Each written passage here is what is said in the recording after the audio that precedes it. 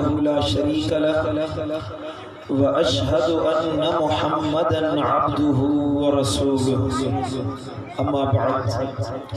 फ़अऊज़ु बिल्लाहि मिनश शैतानिर लईनिर रजीम बिस्मिल्लाहिर रहमानिर रहीम ताहा मा अंज़लना अलैकल कुरआन लितशक़ा इल्ला तज़किरतल लिमन यख़शा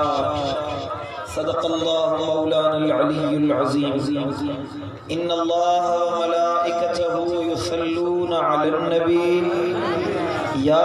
अय्युहल्लज़ीना आमनू सल्लू अलैहि व सल्लिमू तस्लीमा। यक ज़बाती वडे आवाज़ सां ज़ौक़ सां शौक़ सां क़ुर्ब सां दुरूद शरीफ पढ़ो। अल्लाहुम्मा सल्लि अला सय्यिदिना व सनदिना व मौलाना व मुर्शिदिना व मुनअमिना व मअवाना व मलजाना हबीबिना व तबीबिना व नूर कुलूबिना सय्यिदिना मुहम्मदिन व अला आलिहि व अस्हाबिहि व अज़वाजिहि व औलादिहि व इत्रतिहि व अहली बैतिहि अजमईन।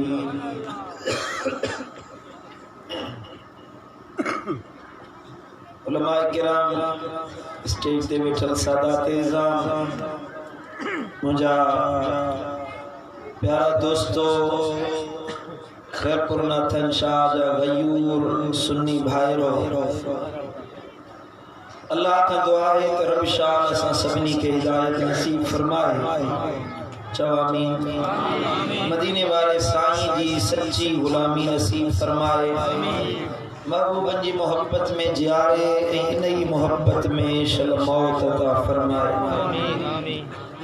जनी ये नूरानी महफिल सजाई अल्लाह का दुआ है अल्लाह उन्हनि जे दीन दुनिया में वाधारो फरमाए। जे मरहूम सेठ गुल मोहम्मद सोलंकी जे ईसार सवाब जे लाइ ये महफिल सजाई वई आहे। अल्लाह का दुआ है कि रब शाह मरहूम जी कब्र के जन्नत जो बागीचो बनाए। अल्लाह उनकी कब्र के थधो बनाए। अल्लाह उनकी कब्र के जन्नत जे बागन में जा एक बाग बनाए। असां जेकी फौत थी विया मालिक का दुआ है त अल्लाह उन सभी की मग़फ़िरत फरमाए। खुसूस बिल खुसूस मालिक का दुआ है मदीने वाले साईं के वसीले से अहलबैतन के आस्थाने में शरीक आयूं। अल्लाह ताला हज़रत सैयद सादात साईं ताज मोहम्मद शाह नव्वरल्लाह मरकज़हु जे दर्जात के बुलंद फरमाए। अल्लाह उन्हनि मज़ार ते करोड़े रहमतूं नाज़िल फरमाए। उन्हनि जे सदके जेकी भी महफिल में मदीने वाले साईं जे मीलाद जी ॻाल्हियूं ज़िक्र मुस्तफ़ा ॿुधण जे लाइ जमा थिया आहियूं। अल्लाह असां सभिनी जे दिल जे मुरादुनि खे पूरो फरमाए। आमीन आमीन। रब जे पाक कलाम कुरान मजीद फुरकान हमीद मां सूरह ताहा जो इब्तिदाई 3 आयतों हिन फ़कीर तिलावत कई। रब फरमायो ताहा हुरूफ मुक़त्तात मा अंज़लना अलैकल कुरआन लितशक़ा। ए मुझा महबूब असां कुरान इन जे करे न नाज़िल कयो आ जो तू मुश्किल में पइजी वञी इल्ला तज़किरतल लिमन यख़शा, बल्कि इन जे लाइ नाज़िल कयो आ त जियां तू इन जे ज़रिए माण्हुनि खे खौफ़ खुदा ॾियारी ऐं अल्लाह जी याद ॾियारी। सुभान अल्लाह। लफ़्ज़ी तर्जुमो। अल्लाह ताला जे कुरान में कुछ अहिड़ा हुरूफ आहिनि जन जे माना जी अल्लाह ऐं उन जे रसूल खां सिवा कंहिंखे ख़बर कोन्हे। एक माना अल्लाह जाने तो बियो उन जो हबीब जाने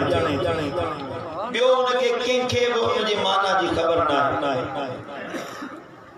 आम बोली में मुफस्सिरीन वटि कुरान मजीद जे तफसीर करण वारनि वटि उन्हनि लफ़्ज़नि खे हुरूफ़ मुक़त्तआत सॾिबो आहे। हुरूफ मुक़त्तआत एड़ा हुरूफ जंहिंजी कतई तौर ते कंहिंखे माना जी ख़बर न हुजे अल्लाह ऐं उनजे रसूल खां सिवा। पर क़यामत जो ॾिहाड़ो थींदो उनजी माना सभिनी इंसाननि खे अल्लाह पाण खोले ॿुधाईंदो। सब खां वॾी ॻाल्हि त उन्हनि लफ़्ज़नि जी माना जी उहा वही आणण वारे जिब्रील खे बि ख़बर कोन्हे। सभई सुजाग वेठा आहियो या थका थका वेठा आहियो? मां आहिस्ता आहिस्ता गाॾी खे हलायां थो त जीअं ख़बर पए त केरपुर वारा सुजाग आहिनि। अल्हम्दुलिल्लाह। माण्हू चवंदा त जिब्रील सबक सेखारण जे लाइ ईंदो हुयो। जिब्रील महबूबन करीमन खे इल्म ॾियण जे लाइ ईंदो हुयो। जिब्रील महबूबन करीमन खे ॿुधाईंदो हुयो, सेखारींदो हुयो। वली साहब बयान कयो त महबूबन करीमन खे कंहिं शइ जी ख़बर न हुई। महबूबन करीमन खे कंहिं शइ जो इल्म न हुयो। वो नबी खे जिब्रील अची सेखारियो। बचपन में इहो अक़ीदो रखियो वेंदो। पर जॾहिं हुरूफ मुक़त्तआत जो नुज़ूल थियो, क़ुरान मजीद में इन्हनि लफ़्ज़नि जो नुज़ूल थियो। हुरूफ मुक़त्तआत चंद सूरतुनि जे इब्तिदा में चंद लफ़्ज़ आहिनि। ये सूरह बकरा जी इब्तिदा में अल्लाह फरमायो अलिफ लाम मीम। ॿी जगह ते अलिफ लाम रा क़ाफ नून। ये हुरूफ मुक़त्तआत है। जॾहिं जिब्रील ये लफ़्ज़ खणी आयो, पहिरियां हुरूफ मुक़त्तआत सूरह मरियम जा नाज़िल थिया। जिब्रील आंदो जे काफ हा या ऐन स्वाद। जिब्रील बयान पियो करे जिनमें जे काफ मदीने वाले साईं फरमायो अलिम तो वरी जिब्रील चयो हा साईं फरमायो अलिम तो मूंखे इल्म आहे, मूंखे ख़बर आहे मुंहिंजो यार मुंहिंजो रब छा थो फरमाए। या ऐन स्वाद अलीवन फरमायो अलिम तो मूंखे इल्म आहे। जिब्रील मूंखे ख़बर आहे। जिब्रील हथ ॿधी अर्ज़ कयो या रसूल अल्लाह कैफ़ अलिमत व मा अअलम या रसूल अल्लाह। कीअं तोखे ख़बर आहे हबीबा इन्हनि लफ़्ज़नि जे माना जी त मूंखे बि ख़बर कोन्हे का। वरी जो सुभान अल्लाह। हबीबा कीअं तोखे ख़बर पई? कीअं तोखे इन्हनि जी लफ़्ज़नि जी ख़बर पई? अल्लाह का अर्श मुअल्ला का पुछी पियो अचां, ज़मीन ते लफ़्ज़ खणी पियो अचां। ए मुंहिंजा महबूब मूं त इहे लफ़्ज़ कोन सम्झा, मूंखे त इन्हनि मानाउनि जी ख़बर न आहे। रब ॿुधाए पियो, रब बयान पियो करे। पर्दनि जे पोयां हिजाब जे पोयां सिदरतुल मुंतहा ते बीहा पियो। वही जा लफ़्ज़ अचनि पिया। क़ुरान खणी तुंहिंजे हुज़ूर में आयो आहियां, तुंहिंजी बारगाह में आयो आहियां। हबीबा मूंखे त ख़बर न आहे इन्हनि लफ़्ज़नि जी माना छा आहे। इन सूरत मरियम जे इब्तिदाई हुरूफ मुक़त्तआत जो मूंखे त इल्म न आहे। हबीब फरमायो जिब्रील बता इहे भाई नबी तुंहिंजो मोहताज आहे। जिब्रील जो मोहताज मोहम्मद न आहे। जिब्रील ख़ुद नबी जो मोहताज।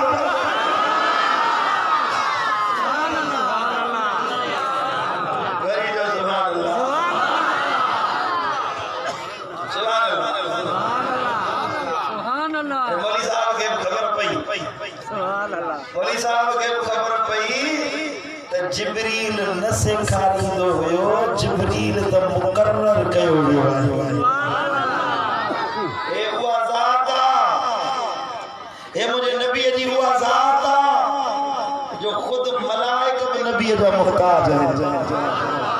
अंबिया ख़ुद ख़िदमत करण जे लाइ तयार आहिनि। महबूब जी गुलामी में शर कबूल पाऊं। मौलवी चए तो नबी जो वसीलो न वठो, नबी जी मोहताजी जी जरूरत न आहे। अल्लाह डायरेक्ट ॿुधे थो। हाँ अल्लाह वटि कंहिंजी मोहताजी न आहे। रब सुणे थो, रब ॿुधे थो। अल्लाह खे ख़बर आहे हर शइ जी, पर रब वसीला बनाया आहिनि। रब विच में वसीला हर शइ जा ठाहिया आहिनि। पेट में सूर पवे तो डॉक्टर जो वसीलो आहे। बीमार थी डॉक्टर दे इलाज दिला शिफा अल्लाह दे तमिया कुरान खुद फरमायो अल्लाह दे तमे शिफा शिफा रब दी दुआ वो बीमार थी तो डॉक्टर दे नवी दो डायरेक्ट जो मुझा मौला कैंसर थी या इलाज कर रब बुधे तो रब ते यकीन हो जे अल्लाह इलाज करे तो शिफा दे तो पर वसीलो डॉक्टर पर ठलो डॉक्टर ते वटो वणन जो फायदो न थींदो डॉक्टर एकड़ा आडा फिला अखर लिखी दी दे उए घणी पर्चो घणी मेडिकल स्टोर ते वने मेडिकल स्टोर वारो टिक्कियूं दी दे दवाऊं दी दे उए खा त शिफा याब थींदे समझो ता हर शे जो वसीलो आ हर शे जो वसीलो आ अल्लाह जी मोहब्बत मारिफत जो वसीलो मदीने वारो साईं आहे सुभान अल्लाह सुभान अल्लाह जिब्रील महबूब करीम सल्लल्लाहु अलैहि वसल्लम जो नौकर हत्ता के मीकाईल रब के जी मुझा मौला मुझे इजाजत दे मुझा करीम रब मुझे इजाजत दे तुझी इबादत कया तुझी बंदगी कया तो के राजी कया हजरत मीकाईल 4 लाख साल सजदे में गुजारा 4 लाख साल क़याम में गुजारा 4 लाख साल रुकू में गुजारा अल्लाह की दुआ में तस्बीह में हर फेल में हर इबादत में 4 लाख साल इबादत कई इबादत मुकम्मल करे रब जे हुजूर आए अल्लाह फरमायो ओ मीकाईल घुर छातो घुरे केड़ी शे जा मीकाईल घुर मु अल्लाह की एडी इबादत कई थई मु रब के राजी कयो थई मुजा मौला जे तू राजी थियो ही त अर्ज कया सुभान अल्लाह मौला राजी थियो ही त अर्ज कया हां फरमाए चो अल्लाह फरमाए चो अर्ज कर केड़ी गाल तो चई रब फरम के अर्ज कई मुजा मौला मलाइकन में हुल हुलियो मलाइकन में खबर पईया जदे तो मलाइक तखलीक कया हुल हुलियो या खबर होती त एकड़ो पंजो आखिर ज़मान नबी पैदा कंदे पैगंबर पैदा कंदे ओ मुजा मौला उनके अर्शन ते घुराईंदे जमीन ता खणी अर्शे मो अल्लाह ताई घुराईंदे ए मुजा मौला मुजी इबादत जे कबूल कई थई इहो अर्ज़ वा त उन नबी जी खिदमत जो मौको मु मीकाईल के वो अता फरमा फरीद सुभान अल्लाह जे एकड़े बोली साहब तो महबूब जी नौकरी का मुंह मोड़ियो त तुझे मुंह मोड़न सा आशिक में कमी को नहीं दी इते राज नबी जा आशिक आहिन फरीद सुभान अल्लाह सुभान अल्लाह मोहब्बत वारो तो चवे सुभान अल्लाह महबूबा इश्क तो साए कबूल कर ओ मीकाईल जी अदा मीकाईल जादो चवे शेर में बयान सुभान अल्लाह चवे तो अहां जा आशिक हजार आहिन ओ अहां जा आशिक हजार आहिन सैयद जे नाले दे शेर तो पढ़ा है अहां जा आशिक हजार आहिन असां जी यारी कबूल पेश ओ असां जी यारी कबूल पेश असुल का आया ओ अहां जी बानी हां असुल का आया ओ अहां जी बानी ये बंदी बेकारी कबूल पेश बंदी बेकारी कबूल पेश अहां जा आशिक हजार आहिन बहार सावण सरो सियारा असां के तुझू पचार प्यारा बहार सावण सरो सियारा असां के तुझू पचार प्यारा अची करायो विसाल वासिल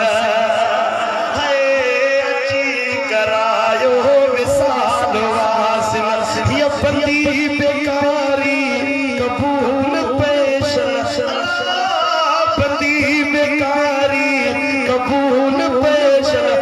मथे खणी चओ अव्हाजा आशिक हज़ार आहिनि दिल खे मदीने ॾे मुतवजे करे चओ अव्हाजा आशिक हज़ार आहिनि असांजी यारी क़बूल पेशन असूल खां आया अव्हाजी बंदी बेकारी कबूल पेशन अव्हाजा आशिक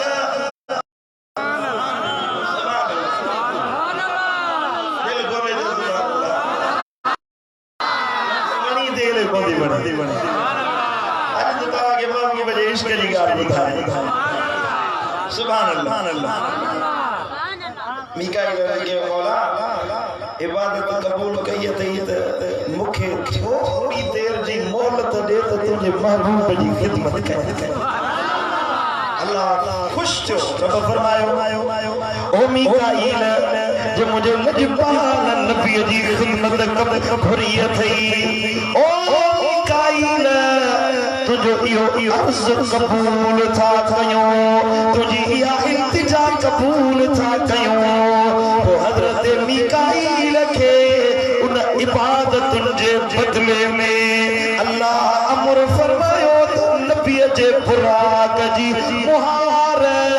मेराज वारी रात तुझे हथ में ॾिनी वेंदी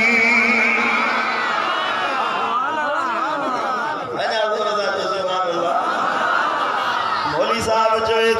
तो जिब्रील सेखारण आयो मीकाईल सेखारण आयो मलाइक सेखारण आया न मिठा मलाइकत मुझे लजपाल नबी जी खिदमत जे लाइ मौक़ूफ़ कया विया आहिनि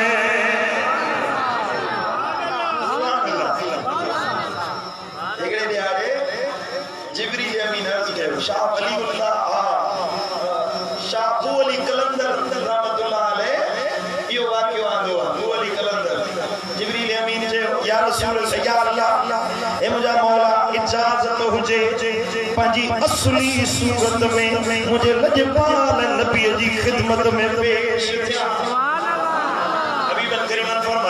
जिब्रील के हकीकी सूरत में असली सूरत में कंहिं न ॾिठो आहे जिब्रील जॾहिं वेंदो हुयो जिब्रील जॾहिं बि महबूबन करीमन जी खिदमत में पेश थींदो हुयो या नबीअनि वटि ईंदो हुयो पोइ मूसा कलीमुल्लाह वटि तौरात जूं आयतूं खणी आयो ईसा रूहुल्लाह वटि इंजील खणी आयो दाऊद अलैहिस्सलाम वटि ज़बूर जूं आयतूं खणी आयो सहीफ़ा खणी आयो लफ़्ज़ खणी आयो पैगाम खणी आयो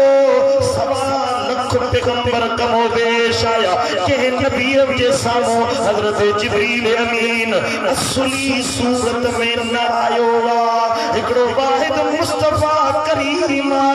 जे जिब्रील खे हकीकी सूरत में ॾिठो आहे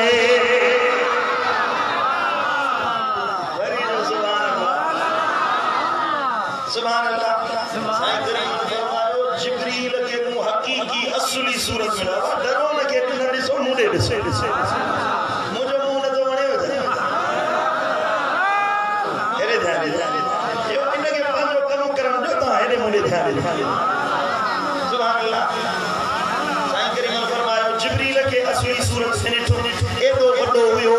जो 70,000 पर हुयसि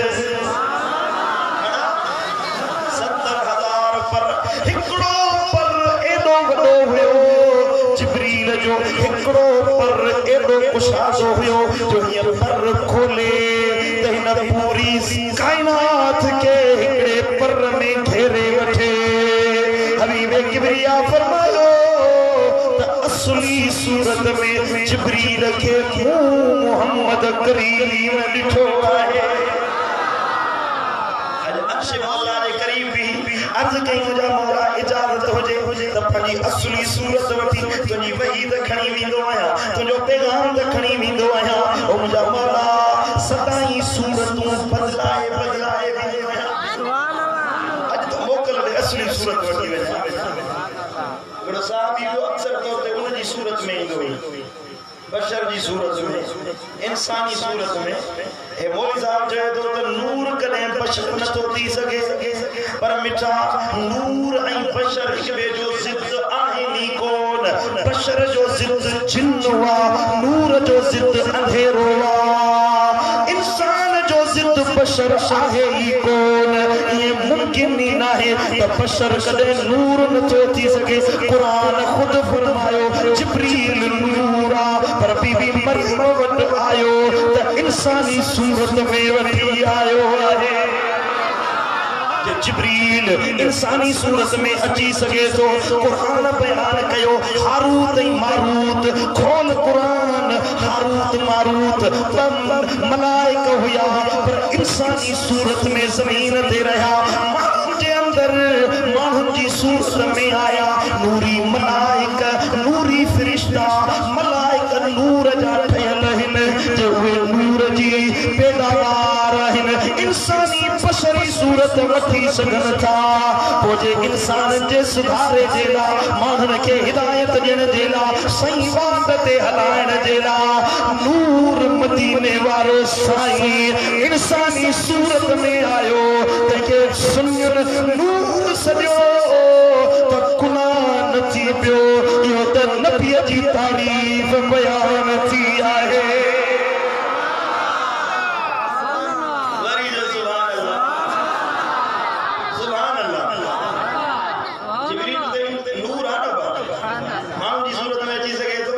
इंसानी सूरत में अची सके तो बुखारी शरीफ में हदीस जिब्रील जेके सरीदा आहिनि, हज़रत उमर साईं रावी आहे। बुखारी शरीफ जी हदीस आहे, माण्हू जी सूरत में आयो जिब्रील। हज़रत उमर साईं फरमायो ज़िंदगी जो सुहिणो नौजवान माण्हू न ॾिठोसीं। मदीने शरीफ में आयो, महबूब करीम जे गोॾा गोॾनि सां मिलाए वेठो, सुवाल करे पियो, वरी उन्हनि सुवालनि जी तस्दीक करे पियो। हदीस लिखी आहे, मुख़्तसर थो कयां। सुवाल करे पियो, जवाब तस्दीक करे पियो। सुवाल पुछी हलियो वियो, ख़बर कोन पई किथां आयो, केरु हुयो, किने वियो। हबीबन फरमायो उमर सुञा तू केरा या रसूल अल्लाह न सुञा तुम केरा। हबीबन फरमायो यो जिब्रील हुयो, तव्हां खे दीन ऐं अदब सेखारण आयो आहे। जिब्रील इंसानी सूरत में अचे पियो, पर अॼु अर्ज़ करे मुंहिंजा मौला, मुंहिंजा करीम रब, इजाज़त हुजे त असली सूरत वठी तुंहिंजे हबीब ॾे वञा। जिब्रील अचण शुरू कयो। और महबूब करीम के अल्लाह अमर फरमायो जिब्रील चई तो हबीब असली सूरत में हिजाब हटायूं, पर्दा हटायूं, पंहिंजी हकीकी सूरत में तो अचे। ओ मुंहिंजा महबूब, हाणे माला तोखे अमर थो ॾियां, हाणे तूं बि हिजाब हटाए, पंहिंजे हुस्न हकीकी जो पर्दा हटाए, तूं बि हकीकी जमाल ज़ाहिर करे ॾेखार। चकले अबू कुबैस जे बीचो आ, हेॾा बैतुल्लाह जे हतीम में नबी आरामी आ। चकले जिब्रील अल्लाह अमर के सुबन जिब्रील सातो नबी चई, ओ जिब्रील विख वठा कदम खण, नबी दे वञ, हकीकी सूरत वठो पियो अची। छो न छो वञे? अर्ज़ कई मुंहिंजा मौला, जेको नूर सिदरतुल मुंतहा खां मथे वञण न पियो ॾे, अॼु उहो नूर जबल अबू कुबैस खां नबीअ जे वेझो वञण नथो ॾे।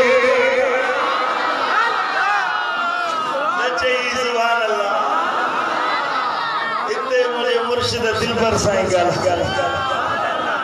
वरी जो सुभान अल्लाह चए तो जिब्रील बि ईंदो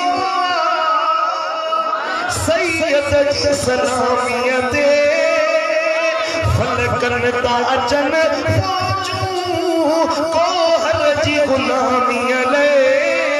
मेलो मतल हर दम,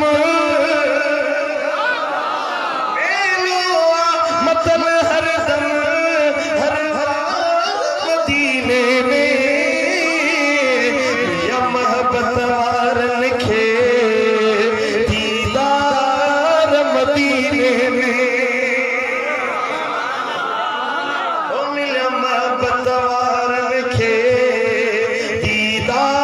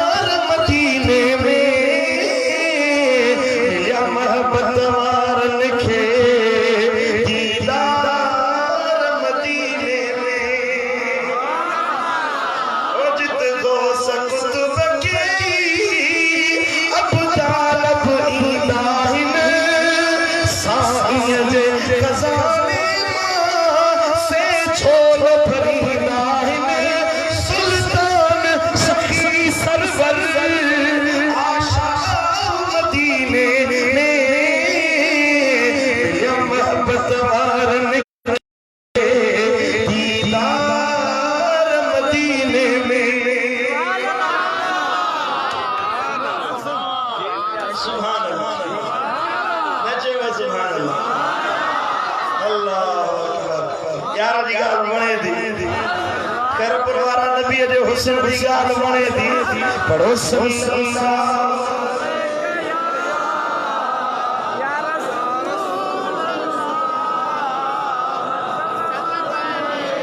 थकल थकल दी गुजरा बड़ा मोहब्बत वाला एक ज़बान दी जो सल्लल्लाहु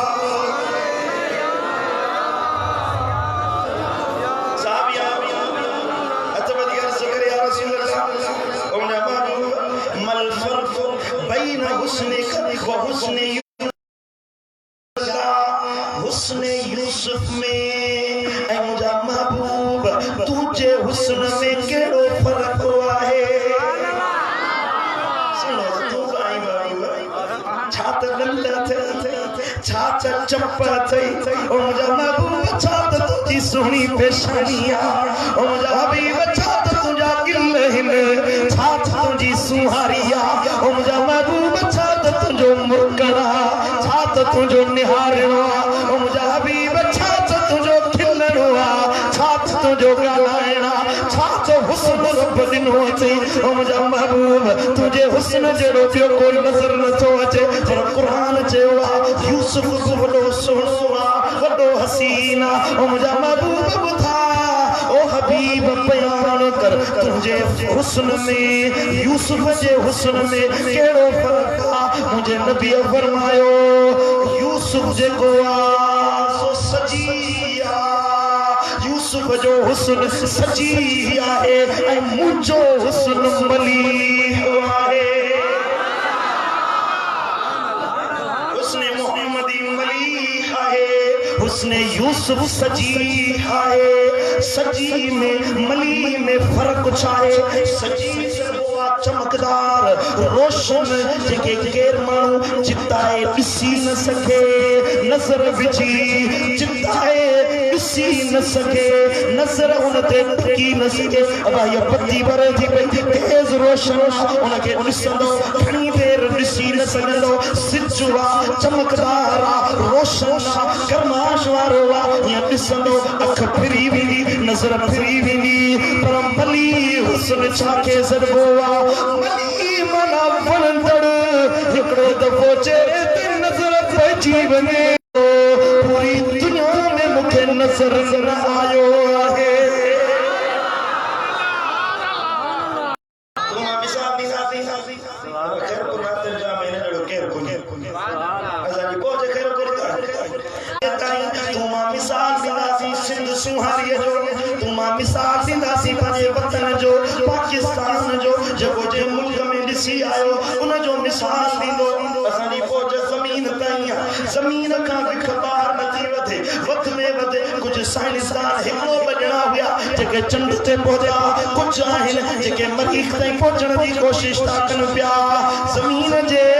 इन कहकशां जे हिकु ॿिनि सयारनि ताईं पहुता आहिनि असांजी फौज ज़मीन खां ज़मीन ताईं पंहिंजी नज़र ताईं आहे नज़र खां अॻियां असांखे ख़बर न आहे माहौल छा आहे मामलो छा आहे ज़मीन कीअं पई हले काइनात कीअं पई हले पर जिब्रील ओलह खां वाक़िफ़ आहे ओभर खां बि वाक़िफ़ आहे हिकिड़ी कहकशां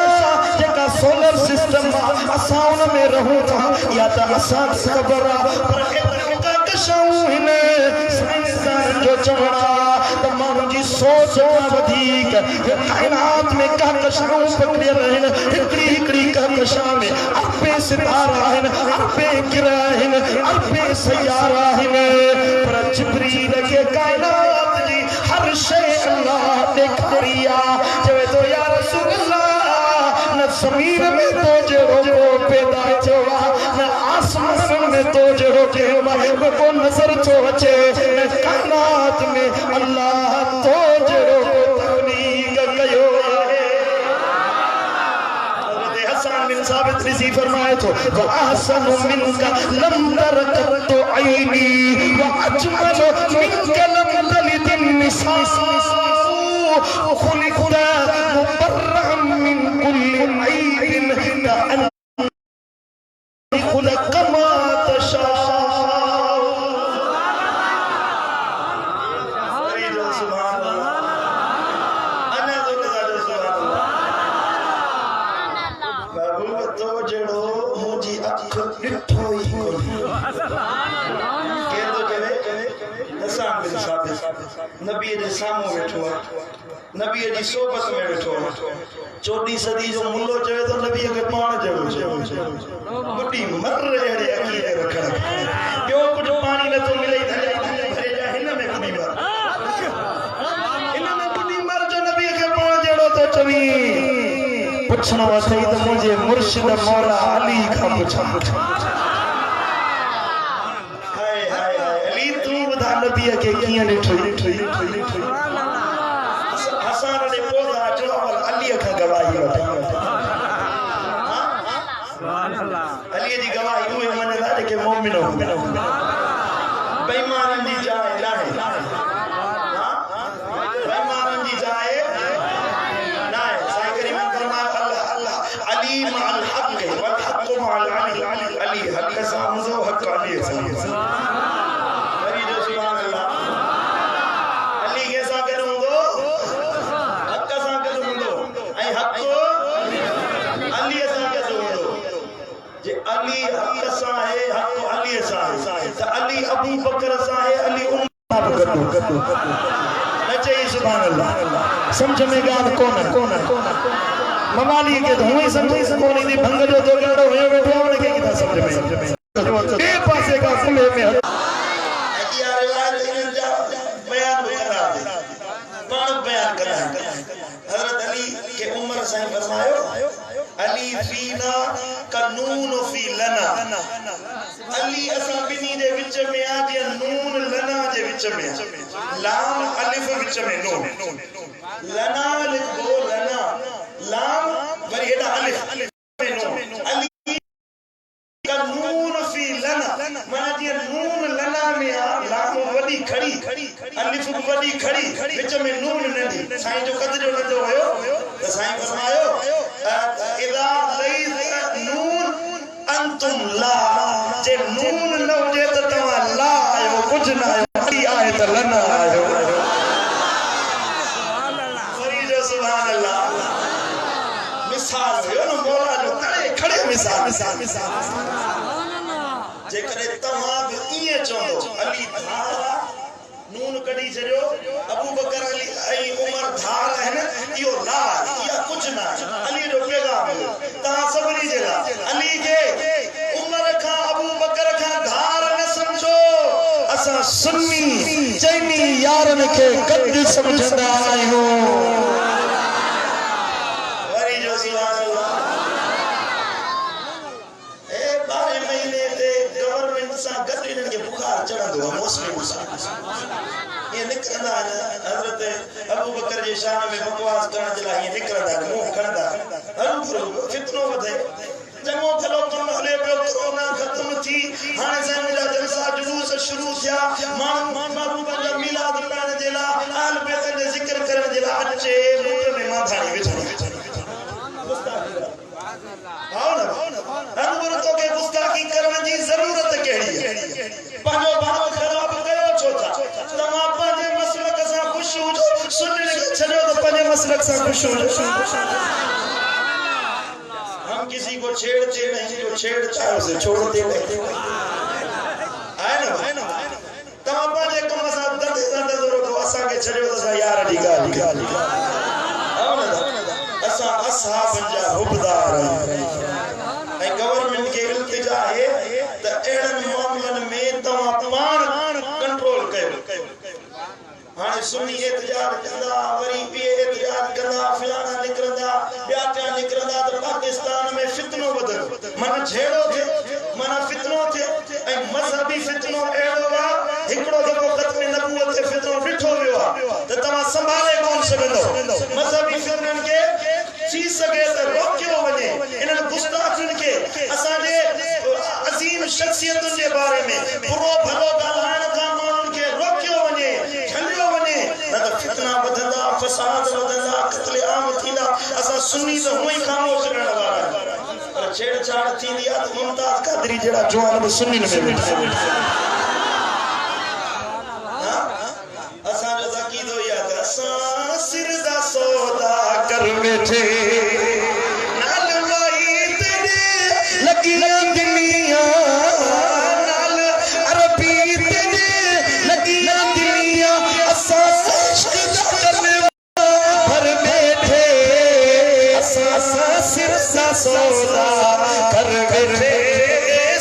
सा सौदा कर बैठे।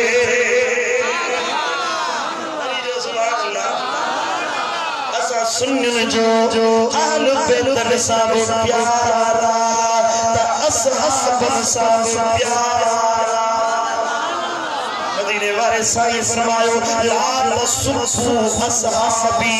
मुझे असहाबन के गालियों न दियो,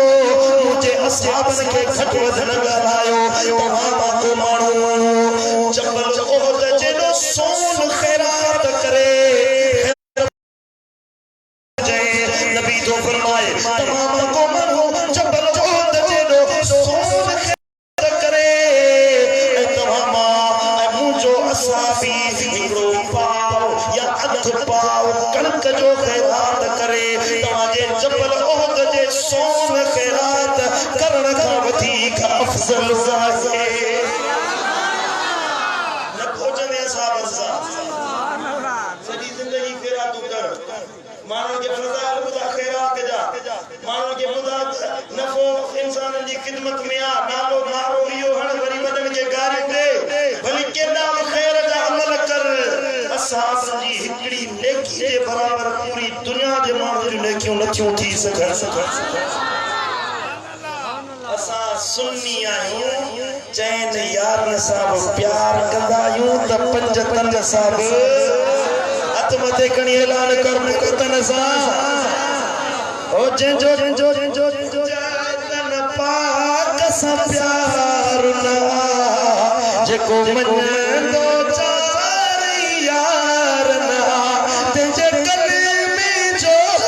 एतबार न, तन खां असां है दर्जा हुब धारायूं कंदा आल नबी सार आयो सल्लल्लाहु अलैहि या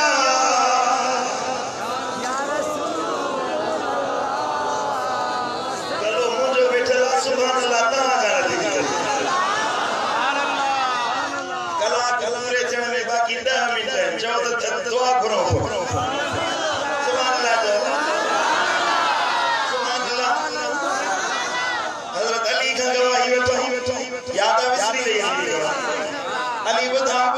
नबी जो हुस्न चाहे मौला तू बुधा। अली फरमायो इदा नज़रता इला वजह रसूलिल्लाह यंजुर इला वजह रसूलिल्लाह, जॾहिं को माण्हू महबूब करीम जे मुखड़े खे ॾिसे,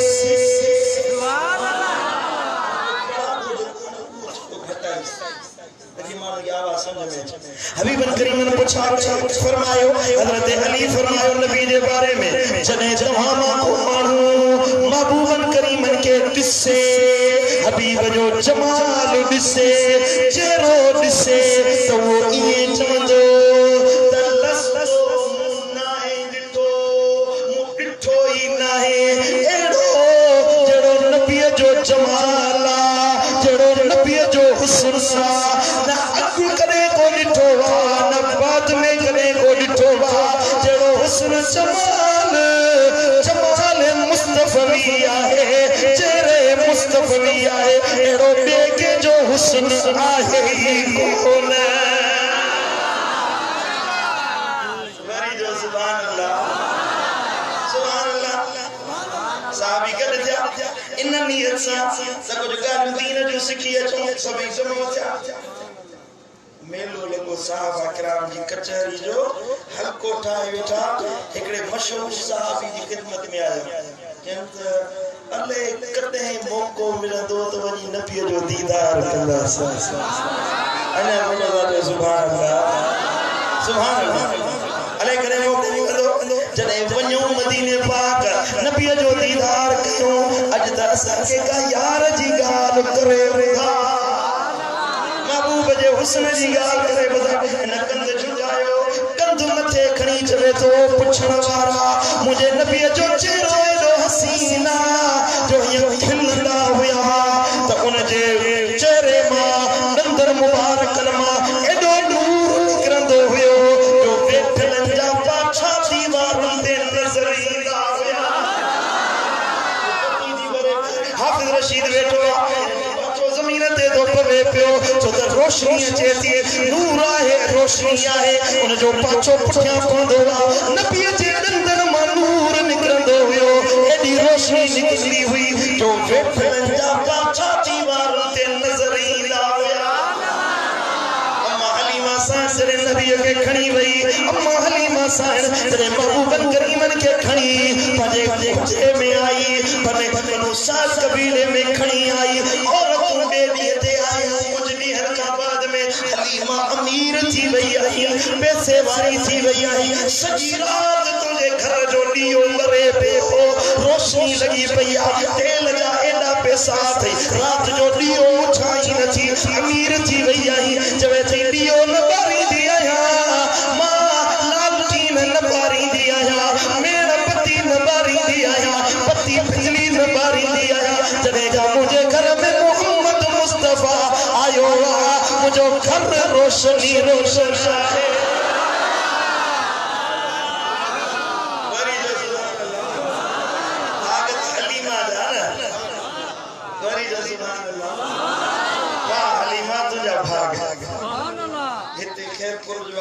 सिक्की पियो मौला हिकड़ो दफ़ो दीदार कर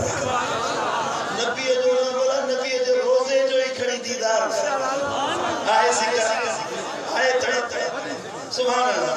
मदीने की सिक्का एडी मानन के आए जो मदीने पहुंचे तो निकरा ते दिल को चली हजरत साईं अल्लाह जो कामिल वली हजरत साईं मशहूरी शरीफ वाला रहमतुल्लाह अलैह अल्लाह ने किरोड़े रहमत नाज़िल करे साईं फरमाइंदा हुया के नौजवान के जो बच्चो गुजारे वने उनके एडो दुख ना थींदो जेतरो मोहब्बत वारे के मदीने शरीफ मां निकरण जो दुख थींदो आहे मोहब्बत के रोजे दी तड़प मानो रोजे शरीफ जे दीदार जे ला रोवंदा पर वाह वाह हलीमा जो तू नबी जो सुबह शाम दीदार मोहब्बत करो चेदो त दिसंदी त हुंदी है पर केडी मल हिन गिल के चुमी दीदी हुंदी है केडी मल हिन गिल के हुंदी है वरी जो सुभान अल्लाह हलीमा मैं तेरे मुकद्दरा तू सदके तू मदनी दा झूला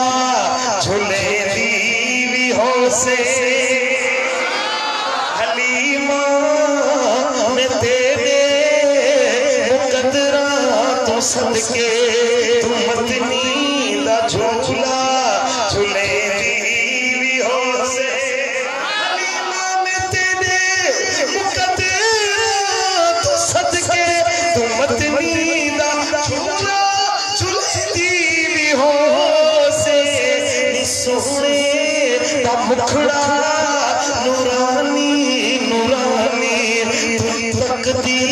तर रही चुमे दी भी हो से नी अरबी दा मुखड़ा नूरानी नूरानी तू तकदी तर रही चुमे दी भी हो से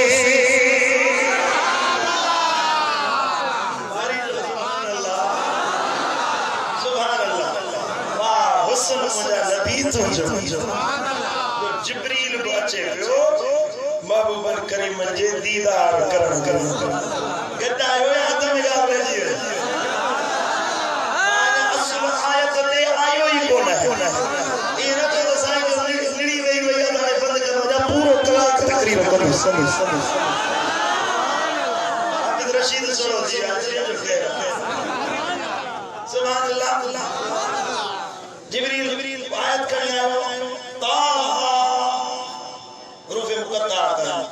पर मुफस्सिरन फरमायो बुजुर्गन फरमायो अहले तसव्वुफ फरमायो असा जने जो कयो सी रब ने मुतवज्जे थियासी मौला असा जे राज खोल ताहा जो माना चाहे मतलब चाहे ओ मुझे मौला बयान फरमा अहले तसव्वुफ फरमायो ताहा जी माना है रब फरमायो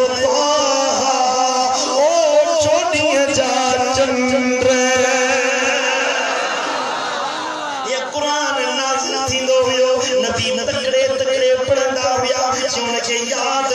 फरजाइंदा हुया मता मिस्री न वने रब जो फरीज़ो आहे पहुंचाइणो आहे पैगाम रसाइणो आहे क़ुरान आहे आम फरीज़ो आहे अल्लाह ऐं बाननि जे विच में आख़िरात जे लाइ दुनियावी हयाती जे लाइ जे अहम फरीज़ो आहे अक़ाम आहिनि आईन आहे जे कानून आहे क़ुरान आहे तुम खुश नसीब आहियो जो असांखे ज़िंदगी गुज़ारण जे लाइ क़ुरान मिलियो आहे क़ुरान जहिड़ा अहकाम मिलिया आहिनि क़ुरान जा फरमान मिलिया आहिनि ओ मिठा क़ुरान खां वधीक ॿी का नेमत आहे ई कोन दुनिया में जेतिरा बि हेरे ध्यान ॾियो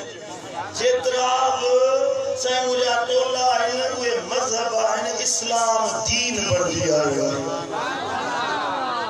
ध्यान ॾियो इस्लाम हिकु दीन आहे इस्लाम हिकिड़ो मुकम्मल निज़ाम आहे इस्लाम मज़हब न आहे चाहे मज़हब न आहे चाहे दीन आहे ॻाल्हायो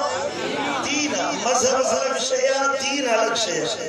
मज़हब ॿी शइ आहे दीन ॿी शइ आहे मज़हब छा सॾींदा आहिनि मज़हब चइबो आहे कुझु इबादत ऐं कुझु रस्मो रवाजात खे मिलाए को जेको हिकिड़ियूं ख़सलतूं ठहनि उनखे मज़हब जो नालो ॾिनो वेंदो आहे रिवायात में जियां मरणे परणे मौत ऐं ज़िंदगी विच में कुझु हयाती जूं कुझु रस्मूं हूंदियूं मिसाल हिंदू मज़हब आहे हिंदू हिकिड़ो मज़हब आहे उन्हनि वटि मरण जे लाइ उनखे साड़ींदा आहिनि बाहि में विझंदा सम्झा कुझु अहकामात आहिनि उन मुताबिक़ उनजी ज़िंदगी गुज़ारींदा उन मुताबिक़ उनखे साड़ींदा शादी जूं कुझु रस्मूं आहिनि उनमें सम्झा तिलक लॻाईंदा हार पाराईंदा फेरा ॾियारींदा बाहि जे चौधारी फिराईंदा इहा बि रस्म आहे ऐं कुझु इबादत आहे बुतनि जे आॾो हथ ॿधी बीहंदा सम्झा बुतनि जे आॾो झुकंदा इहे इबादतूं ऐं कुझु रस्म गॾिजी हिकिड़ो मज़हब ठहंदो छा ठहंदो आहे मज़हब ठहंदो आहे असांजे सरकारी कागज़ात में बि लिखियलु हूंदो आहे अब मज़हब तुंहिंजो कहिड़ो आहे मज़हब न दीन कहिड़ो आहे इस्लाम हिकिड़ो दीन आहे दीन छा खे सॾिबो आहे दीन सॾिबो आहे जंहिंमें इबादत जो मजमूओ हुजे इक़्तिसादियात जो मजमूओ हुजे समाजियात जो मजमूओ हुजे ऐं उनमें सियासियात जूं ॻाल्हियूं हुजनि ऐं उनजे अंदरि इहे चारई ॻाल्हियूं जॾहिं ईंदियूं समाज जो मामिलो साईं मुंहिंजा इक़्तिसाद जो मामिलो साईं मुंहिंजा मज़हब इबादत जो मामिलो ऐं सियासत जो मामिलो दीन में हुकूमत हलाइण जा हुक्म हूंदा आहिनि दीन में समाज जा मसाइल हूंदा आहिनि दीन में इबादत जा मसाइल हूंदा आहिनि इस्लाम हिन वक़्तु ज़मीन ते वाहिद अहिड़ो दीन आहे जंहिंमें हर शइ कामिल अकमल मुकम्मल पियल आहे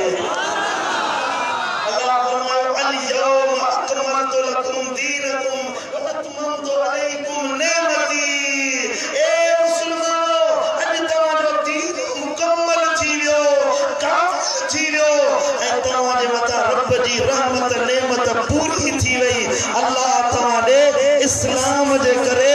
इस्लाम जी खातिर राज़ी थी वियो आहे सुभान अल्लाह जॾहिं इहा सूरत जी आयत आखिरी नाज़िल थी अल्लाह अकमल लकुम दीनकुम ध्यान ॾियो मामला ते रोजा जॾहिं इहा आयत नाज़िल थी हिकिड़ो यहूदी आहे हज़रत उमर साईं खे चई उमर साईं ॻाल्हि ॿुध ई हिकिड़ी तव्हांजे क़ुरान में अहिड़ी आयत आहे जे असां ते नाज़िल थिए हा त उन ॾींहं खे असां ईद करे मल्हायूं हा उन ॾींहं खे असां ईद मल्हायूं हा ईद जो ॾिहाड़ो करे मल्हायूं हा हज़रत उमर साईं फरमायो कहिड़ो ॾींहुं आहे या बुखारी शरीफ मुस्लिम जी हदीस आहे कहिड़ो ॾींहुं आहे उहा कहिड़ी आयत आहे हज़रत उमर साईं खे यहूदी चयो अल्यौम अकमलतु लकुम दीनकुम सॼी आख़िरी में बिल इस्लाम में दीन ताईं जेकी आयत पढ़ी ॿुधाए इहा आयत जंहिं ॾींहं ते असां लाइ इहा आयत असां मज़हब में नाज़िल थिए हा असां पंहिंजे दीन खे उन ॾिहाड़े खे ईद करे मल्हायूं हा त असांजे लाइ दीन मुकम्मल थी वियो तव्हां मुस्लमान छो नथा ईद मल्हायो हज़रत उमर साईं फरमायो सब्र कर इहा 9 ज़िलहज यौम अरफा जे ॾिहाड़े ते ऐं जुमे जे ॾिहाड़े ते नाज़िल थी हुई असां हर हफ़्ते जुमे जे ॾींहं खे ईद करे मल्हाईंदा आहियूं त अरफात जे ॾिहाड़े खे बि ईद करे मल्हाईंदा आहियूं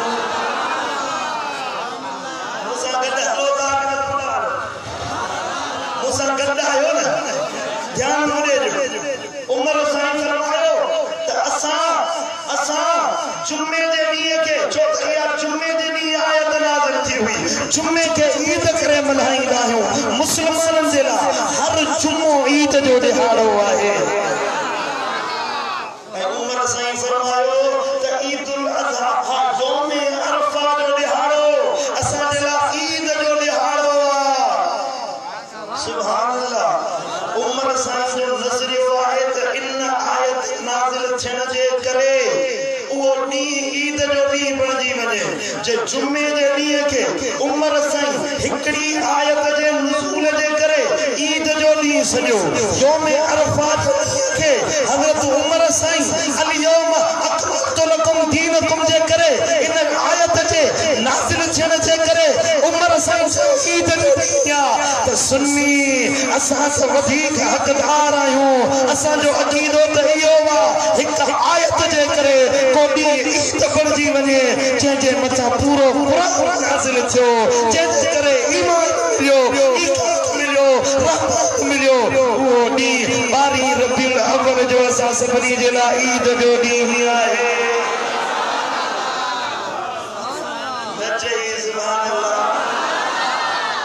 उहो ॾींहुं असांजे लाइ ॻाल्हायो नथा उहो ॾींहुं असांजे लाइ मोदी साहब जेको पर ईदूं हिकिड़ी ईद उल फितर ईद उल अज़हा बुखारी में यह हदीस कड़ी छे नबी फरमायो त हर जुम्मो मोमिनन जे लाइ ईद आहे उमर साईं फरमायो यौमुल अरफा असां जे लाइ ईद आहे अरे आयत जे नाज़िल थियण जे करे ॾींहुं ईद थी वञे जंहिं ॾिहाड़े ते रहमतल लिल आलमीन नबी मिलियो उहो त अञा वॾो ॾींहुं ईद जे लाइ आहे क़ुरान फरमायो लैलतुल क़द्र खैरुम मिन अल्फ शहर हिकड़ी लैलतुल क़द्र जी रात 1000 महीनन खां भली आहे लैलतुल क़द्र जी रात 1000 महीनन खां भली आहे छो जो इन रात में कुरान नाज़िल थियो हुयो खैर परवारा लैलतुल क़द्र 1000 महीनन खां भली 1000 महीना 83 साल 83 साल का हिकड़ी रात 83 साल को इबादत करे हिकड़ी रात लैलतुल क़द्र जागे 83 साल जी इबादत जो सवाब मिले हिकड़ी रात में कुरान नाज़िल थियो उहा रात रातन जी सरदार 1000 महीनन का भली मिठा जे रात कुरान नाज़िल थियो रात रातन जी सरदार बणजी वञे ॿुधा जे रात साहिब कुरान आयो असांजे ईमानन जो रखवाल आयो रब जो महबूब आयो खैर परवारा ॿुधा त उहो असांजे लाइ वधीक ईद जो ॾिहाड़ो आहे असां ॾींहं खे ख़ुशी सां मल्हाईंदासीं मुहर्रम ख़त्म थियो आहे इमामनि जो चालीहो ख़त्म थियो त हुकूमत जे अंदरि वायरस जे पियो आहे त कोरोना वापसि अची वेंदो पंहिंजो मामलो जे थियो हिकड़े में साईं अपोजिशन जो जेड़ो अपोजिशन थी असां जलसा कंदासीं त हाणे हे चवंदा कोरोना अची वई आहे जलसन ते जुलूसन ते पाबंदी हणो यादि रखो मीलाद जे जुलूसन के हाणे इमरान खान जो पीउ बि रोके कोन थो सघे चवणगार में साथी आयो बाज़ार में कोरोना कोन थी अचे बाज़ार में कोरोना कोन थी अचे इन्हनि जुलूसन में कोरोना कोन थी अचे मीलाद जो महीनो आयो त हाणे विक सोरण लॻो साईं जा अॻियां वधण लॻो त साईं जा मीलाद शरीफ़ खे रोकियो मीलाद जा जुलूस रोकियो न सुन्नी इंशाअल्लाह दिल खोले महबूब जो मीलाद मल्हाईंदा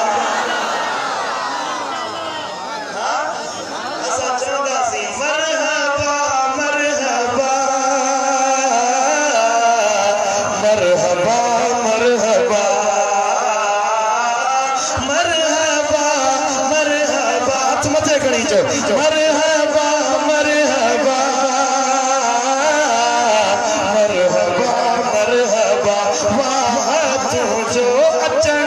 पुत भोरा थियण मुझे मुर्शिद जी शायरी है वाह तुझो अचण पुत भोरा थियण ही तुझा मोजज़ा मरहबा कासिबान मरहबा मरहबा मरहबा मरहबा मरहबा दिलरुबा दिलरुबा। सुभान अल्लाह। महबूब जा आशिक बंदी दिखा समझो था जेको हुक्म मदीने वारे जो आहे उनके मञण वारा थी ॾेखारे। पढ़ो सल्लल्लाहु अलैहि या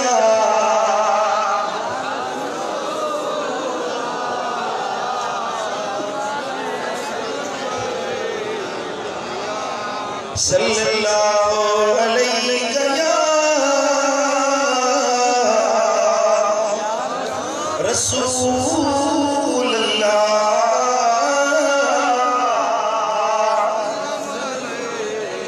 अल्लाह जे कुरान फरमायो मुझा महबूब मा अंज़लना अलैकल कुरान लितश्का। कुरान तुझे मथा इन जेला नाज़िल न कयो वा। कुरान तो ते इन कम जे करे नाज़िल न थियो वा तू मुश्किल में पइजी वञी, तू मुझा महबूब तंगीअ में पइजी वञी, बल्कि कुरान हिन जेला नाज़िल थियो वा इल्ला तज़किरतन लिमन यख्शा। हबीबा कुरान इन जेला नाज़िल कयो वा जीअं माण्हुनि खे यादगी ॾियारी, माण्हुनि खे रब जे ख़ौफ़ जो याद ॾियारी, रब जे दर ते सॼी कुरान नबीअ ते नाज़िल जे करे थियो आहे त जीअं तव्हां सभई बदकारी खे छॾे ख़ौफ़ ख़ुदा रखण वारा बणिजी वञो। कुरान जेड़ा नाज़िल थियो आहे त जीअं तव्हांखे मौत जो यादगीरो ॾियारे। कुरान जेड़ा नाज़िल थियो आहे जीअं तव्हांखे ॿुधाए त हिदायत वारो रस्तो छा आहे, बेहयाई जो रस्तो छा आहे। ओ मिठा मिठा ओ ख़िलाफ़त शाह वारा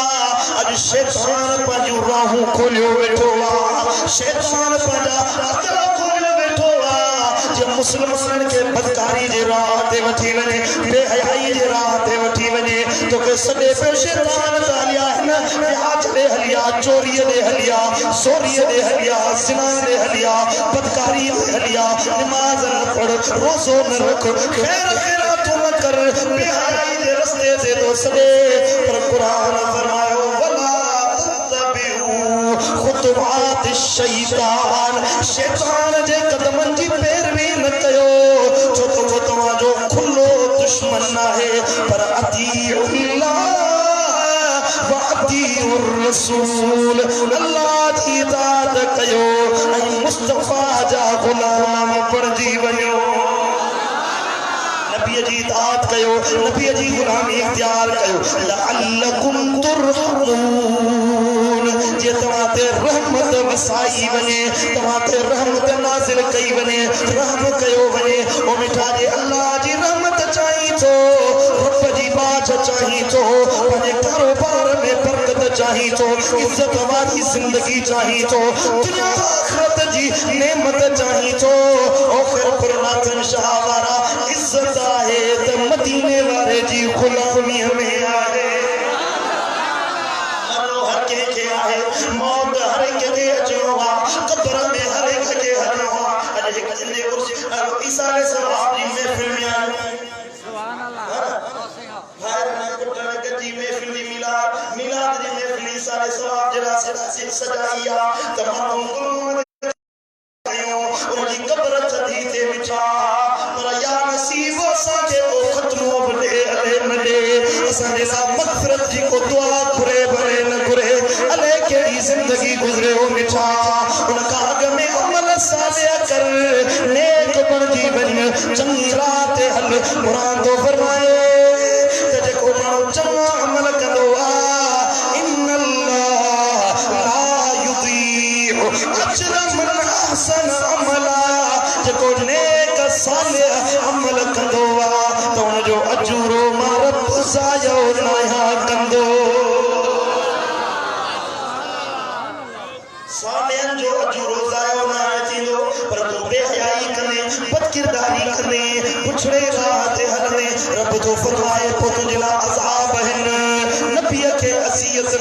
बेटा जॾहिं तूं गुनाह जो कमु कंदो ही ख़ैर परवारा नबी सुने फरमायो हर खमीस जे ॾींहुं ऐं हर सूमर जे ॾींहुं तुंहिंजा अमल मलाइका खणी मुंहिंजे रोज़े पाक में पेश कंदा आहिनि जॾहिं तुंहिंजा नेक अमल ॾिसंदो आहियां त ख़ुशि थींदो आहियां पर जॾहिं तुंहिंजा पुछड़ा अमल ॾिसंदो आहियां जॾहिं मलाइका ख़ैर परवारनि जा गुनाह खणी ईंदा आहिनि ओ बेहयाई जा कम खणी ईंदा आहिनि नबी जो फरमाए मां ॾुखारो थींदो आहियां मूंखे दुख पहुचंदो आहे ओ ख़ैर परवारा जे नबीअ खे ॾुखारो करे तूं कहिड़ो सुख हासिल करे अॼु चवी तो पुट नथा ठहनि पाड़े वारा नथा ठहनि दुकान में बरकत न आहे पघार खणी था अचनि लख रुपया अचे थो घर में बरकत न आहे कर्ज़ वकोड़े विया मर्ज़ वकोड़े विया कि ॿिया दुआ घुरो ओ मिठा दुआऊं कीअं असर कंदियूं जो तूं नबीअ जो नाफ़रमान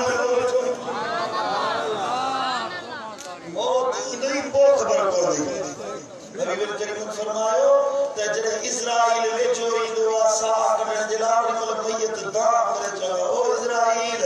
थोरी देरि जे लाइ थी त मुंहिंजे अबे खां मोकिलाए वठां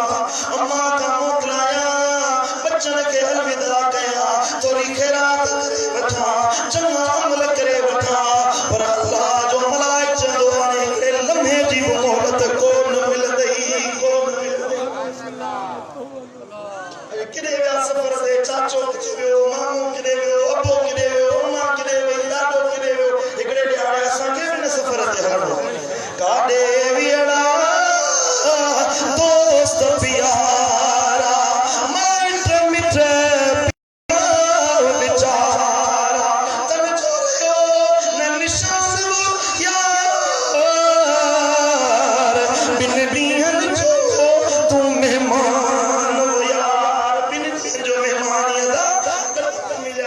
रब के राजी करेगा अरे गुनाह करी गुनाह ते फड़ लगो जो एकड़ो गुनाह करे दो वरी बाजार पींदो तो काला लोडे लगे बा लोडे हले तो गुनाह करे आवे रब तुजा ठक ठका अंदर एब लिकाए छन तू पर्दन जे पोया गुनाह तो करी रब तुजे हबीब फरमायो जडे गुनाह लिखी गुनाह कंदो वा त थी सके तो क़यामत जे दिहाड़े अल्लाह जो लिखी फैसलो करे छडे यारन दोस्तन ते उन जा ऐब ज़ाहिर न करे पर जे गुनाह करे वरी इंदो आ अजे बुधाईंदो आ त मां हेडो लोकां दुकान आया अज जुल्म करे आया अज जिना करे आया अज ब्याह वठी आया त अल्लाह ताला दुनिया में उनके अज़ाब दींदो आ एकड़ो गुनाह करी तो होड़ हस्ती करी रब जे मुकाबले में निकरी तो भी न मिठा गुनाह कर त वरी माफी वट इंसान खता जो पुतलो आ अल्लाह तो फरमाए रब जो हबीब तो फरमाए कुल्लु बन आदम खत्ताऊन हर आदम जो औलाद खातिया पर खैरुल खत्ताईन तव्वाबून सबका भलो खाती हुए वा जेको गुनाहन ते तौबा ताइब थींदो आ माफी वठंदो आहे तो माफी वठण वारो थींदे कि कोन थींदे पुट जेका जिंदगी गुज़री आ सा गुज़री आ हाने जेके ॾींहं बचा से रब के राज़ी कर हाने जेके ॾींहं बचा न हाने त अल्लाह ने मोट कर अल्लाह तो फरमाए वमन यत्तकिल्लाह यजअल लहु मखरजा जेको रब जो खौफ रखे तकवा इख्तियार करे उन जे लाइ हर मुश्किल मां निकरण जो आसान राहूं पैदा कंदो आहियां कुरान तो फरमाए उनके एड़ी जाय रिज़्क दींदो आया जिते उन जो वहम गुमान भी कम कोन कंदो आहे अरे सजो दी लोड़ी दो रिज़्क देना है पर क्या खणी जा बच्चन जो पेट पाया रब तो फरमाए मुंह चोपड़ दी वने उते रिज़्क दींदो सा जिते तुजो गुमान भी कम कोन थो छारा रब के राजी कबो कि न कोन कबो ताइब थींदो कि न कोन थींदो तो पहिरियों वाइदो त इहो करो अॼु खां पोइ निमाज़ क़ज़ा कोन कंदासीं कहिड़ा कहिड़ा वक़्त निमाज़ पढ़ंदा आहिनि मथे घणनि ॾिसां उहे था घणनि जेके पंज वक़्त निमाज़ पढ़ंदा आहिनि उहे वाइदो कयो जेके अॼु निमाज़ न पढ़ंदासीं निमाज़ पढ़ंदासीं साईं करीम फरमायो तारिकुल जमात मलऊन जेको जमात निमाज़ छॾे थो ॾे उन जे मथां अल्लाह लानत कई आहे तारिकुल जमात यंजुर इला समाई यलहु बेनमाजी जमात छडण वारो जने आसमान में ॾिसंदो आहे त आसमान मथे लानत कंदो आहे व तारिकुल जमात यमशी अल अर्द तलहु बेनमाजी ज़मीन ते हलंदो आहे त ज़मीन उन ते लानत कंदी आहे रब जी लानत पवे नमाज़ छो नथो पढ़े नबी करीम फरमाया जो हिकड़ी नमाज जानी वाणी छडे दे उनके 4 लख साल जहन्नम जी बाहि में जलायो वेंदो नबी फरमायो जडे बेनमाज़ी मरदो आहे उन जी कब्र में अलीश नाले जो नांग दाखिल कयो वेंदो आहे वो नांग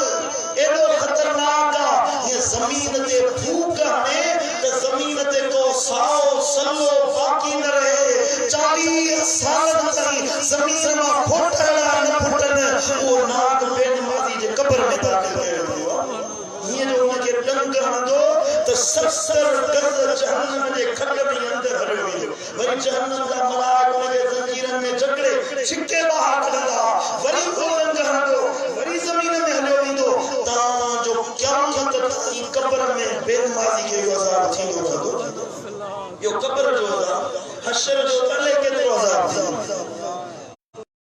अपनी कब्र बचाने चाहिए तो नमाज पढ़ दीनदार थी अल्लाह के हुक्म ते फरमाबरदारी करे अच अल्लाह तो फरमाए रब जो कलाम तो फरमाए जने महबूब जो हुक्म अचे नबी जो फरमान अचे तो उनके चमड़ी पो उमर रसूल फखुजुहु ये चादर के लिए झलको मजबूती से नबी जो हुक्म के चमड़ी पो जे कम का रोके तो लगा रुक जी वणो या गाल कबूल तमा नबी जी गुलामी इख्तियार कभी ओरे महबूब जी गुलामी इख्तियार कंदे सुभान अल्लाह आखिर में शेर जोड़ा सजे तकरीर जो तक मदीने जे मीर सलाई दे मदीने जे मीर सलाई दे त पले गंज पाई दे